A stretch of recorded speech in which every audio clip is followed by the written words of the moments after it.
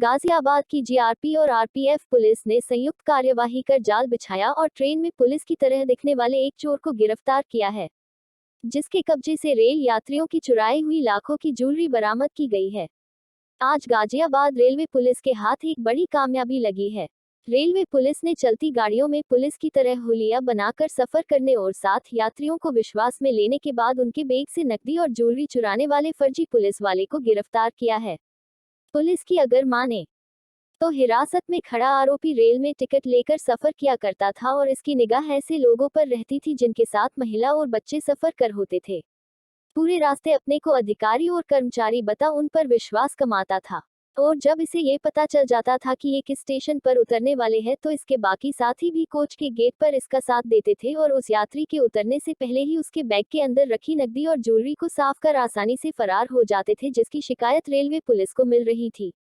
शिकायतों पर ध्यान लगाया और इसके पकड़ने के लिए जीआरपी और आरपीएफ ने संयुक्त जाल बिछा इसे गिरफ्तार किया और इसके कब्जे से यात्रियों से चुराई सोने चांदी की ज्वेलरी भारी मात्रा में बरामद की है। वजह से करना लगा था। क्या है तुम्हारी क्वालिफिकेशन? सर कहाँ तक पढ़े हो? कहाँ तक पढ़े हो? 8वीं तक सर। तो इससे पहले क्या काम करते थे? यही काम ही करते थे। नहीं कह रहे हैं ना लॉकडाउन में नौकरी होती थी। लॉकडाउन से पहले कौन सी नौकरी करते थे? सर गत्ते की फैक्ट्री थी, सर जूते के डिब्बे बनते थे। अच्छा, तो ये तरीका कौन सिखाया कि एकदम बाल कटा लो पुलिस वालों के तरीके से? सर ये तो हैं? ये किसी ने बताया नहीं सर। अपने आप से ही? ऐसे ऐसे कैसे अंदाजा लगा लेते कोई 4 बैग में थे, 1 बैग में सामान? सर अंदाजा नहीं है सर, चेक करने के पता लगता है सर कुछ है। हाँ, तो कैसे चेक करते भाई? तो पेचकस से चैन फेल करते हैं। अच्छा, सर एक शातिर अपराधी आपने पकड़ा है, किस तरीके से घटना को अंजाम दिया करता था और क्या इसके पास से बरामदगी की गई? ये हमारे यहाँ 28/6 को एक घटना कालका एक्सप्रेस में, जब वो कालका एक्सप्रेस गाजियाबाद स्टेशन पहुँच रही थी तो उसके आउटर पे ही कुछ बदमाश इस तरह की हरकत किए। हमारे जो यात्री थे वो सह यात्री बन के कि हम भी उतरने वाले हैं और उनके साथ उनके बैग को साइड में करके और उनके बैग से जेवरात निकाल लिए थे।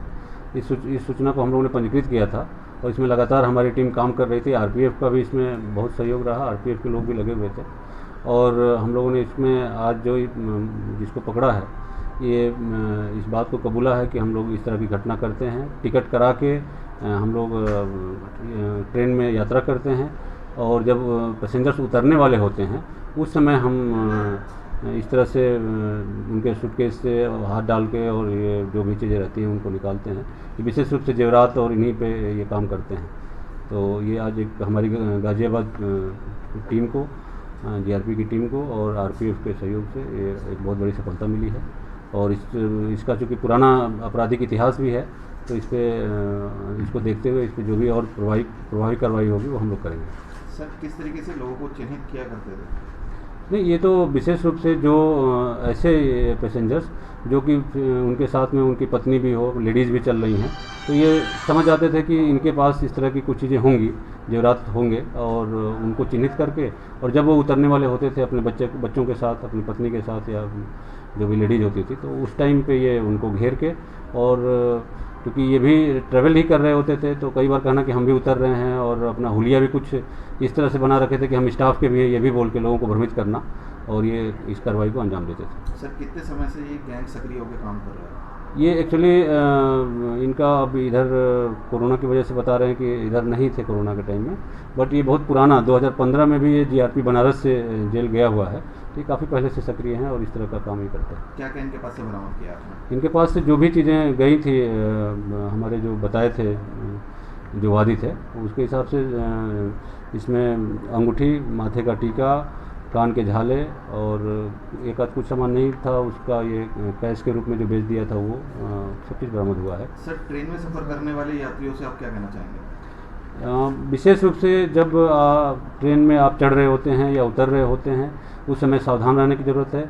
किसी भी अपरिचित से किसी भी तरह के सहयोग लेने की अपेक्षा नहीं करनी चाहिए और ख़ास रूप से जब आप उतर रहे हों या जब खिड़की की तरफ हों जब ट्रैवल करते टाइम तो उस समय सावधान रहना